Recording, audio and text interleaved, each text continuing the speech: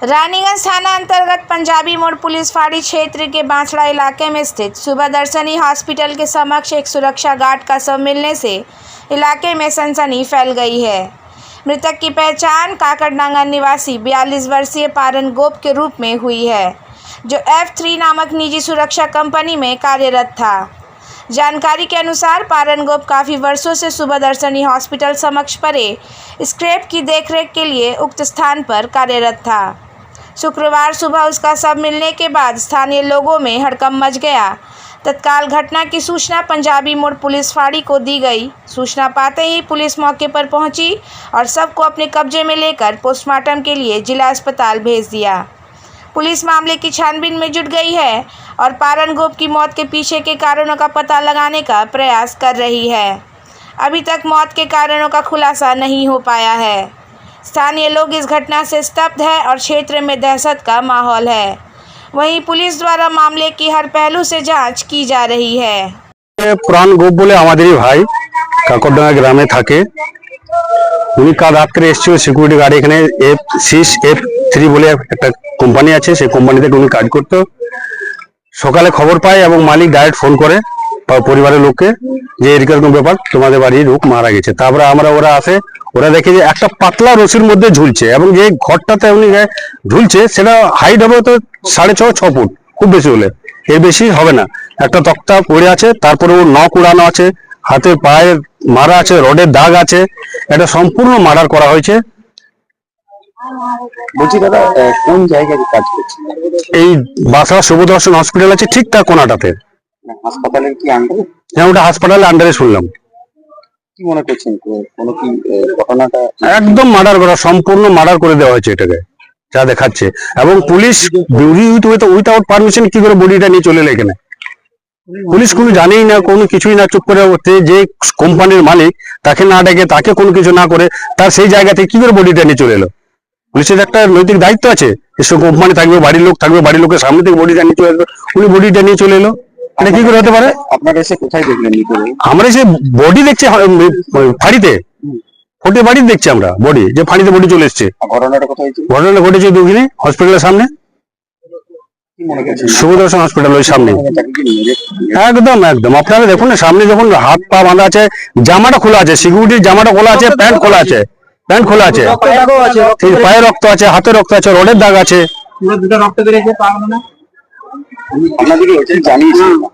এখন জানিয়েছি আমরা, মেন যে সিকিউরিটির মাইয়ে তাকে আমরা আসতে বলেছি। উনি যদি আসে তাহলে আমরা বডি নিয়ে যাবো, নাহলে বডি এখানে থাকবে। আমার নাম সন্দীপ গোপ, কাকড়ডাঙ্গা গ্রামে থাকে, আমারই ভাই, কাকাতেও ছেলে। দেখলাম প্রথমে গোড়া ফোন করে দিল 6:30, আমরা সারা রাতের মধ্যে কিছু জানি না। বললে যে তোমরা কিছু খবর পেয়েছো? না, আমরা কিছু খবর পাইনি। বলছে এরকম মার্ডার হয়ে গেছে, সুইসাইড করে নিয়েছে। সুইসাইড কেন করবে? রাত্রে ঘরেও কিছু ঝগড়া হয় নাই, রাত্রেও কিছু ফোন করে বলে নাই। সুইসাইড যদি করবে একবার তো ঘরে অশান্তি বা কিছু তো বলতো, কিছু বলা নাই। তারপর বলছে তাহলে ঠিক আছে তোমরা আসো। কারণ আমরা হড়বড় করে এসেছি, আমরা কিছু জানি না, এমনি এসেছি, এসে দেখছি কিনা হেঁটু কেটে বসে আছে, হাতে পায়ে কাটা, গোটা গায়ে চোট আছে। দেখে মনে হচ্ছে তোকে মেরে দিয়েছি, মেরে ঝুলাই দিয়েছি। আমরা চাইছি ওর প্রতিবাদ চাইছি। আমার নাম শম্পা গোপ, আমার স্ত্রী।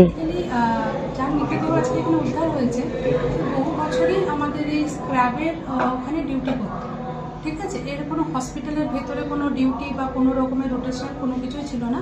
এটা শুধু ওখানে যেই স্ক্র্যাব জিনিসগুলো রাখা থাকতো তারই ডিউটি করতো। আজ সকালবেলায় আমি আমাদের ফেসিলিটি ইনচার্জ যিনি আছেন মিশ্রাজি, ওনার কাছ থেকে আমি একটা কল পাই। কলে আমি জানতে পারি কি ওনার একটা গলাতে ফাঁস লাগিয়ে নাকি উনি মৃতদেহটা ওখানে পাওয়া গেছে, এবং আমাদের একজন গার্ড যে পাশ থেকে যাচ্ছিল মর্নিং ওয়াক করতে, সে দেখতে পেয়েছে। তারপরে উনি অ্যাকর্ডিংলি যেটা প্রসেস আছে, উনি আমাদের F3 সিকিউরিটি ওখানে জানানো হয় এবং লোকাল থানাতে ইনফরমেশন দেওয়া হয়।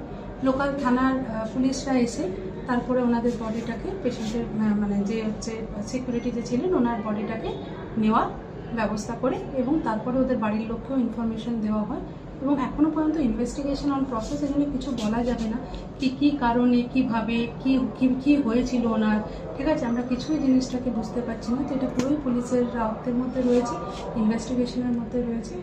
তো এর বেশি আমার কাছে আর কোনো খবর আসেনি। দিদি, যে জায়গায় ঘটনা ঘটেছে ঠিক তার সামনে সিসি ক্যামেরা রয়েছে, কি ফুটেজে কিছু পাওয়া গেছে বা দেখতে পেয়েছেন?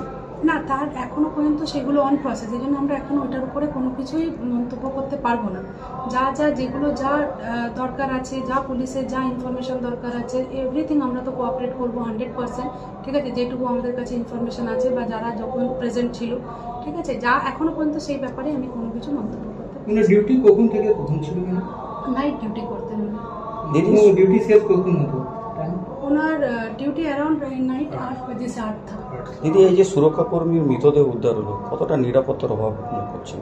হাসপাতাল তো একটা নিরাপত্তার মধ্যেই তো সুরক্ষা কর্মীরা থাকে, তাহলে সুরক্ষা কর্মীর মৃতদেহ, তাহলে কি হাসপাতালে কোথাও নিরাপত্তার অভাব পাবে এখন সাধারণত? হাসপাতালে তো বহু স্টাফ কাজ করে, ঠিক আছে, রাত্রে ছেলেমেয়েরা রিসেপশনে ডিউটি করে, ঠিক আছে, ওয়ার্ডে ডিউটি করে, সবাই ডিউটি করে, সিকিউরিটি থাকে এখানে, ঠিক আছে, সিকিউরিটি এখানে বাইরে মানে আমাদের হসপিটালের মধ্যে পোস্টিং থাকে।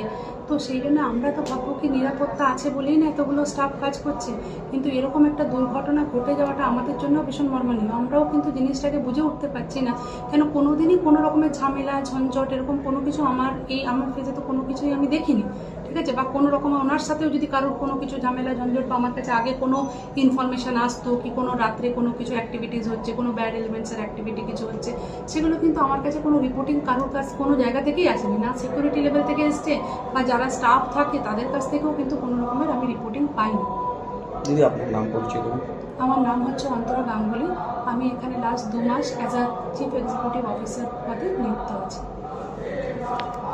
আপনার শহর রানীগঞ্জে এই প্রথম নামি দামি কোম্পানির নানা ব্যাগের বিপুল সম্ভার নিয়ে হাজির অমরনাথ। কি নেই এই শোরুমে?